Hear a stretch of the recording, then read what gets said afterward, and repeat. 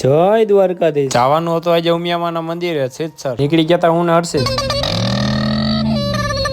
આકાશ એકદમ ચોખ્ખું હતું. ગરમી નો ખાવી ને તો રેતીના ટકની પાછળ અકાય.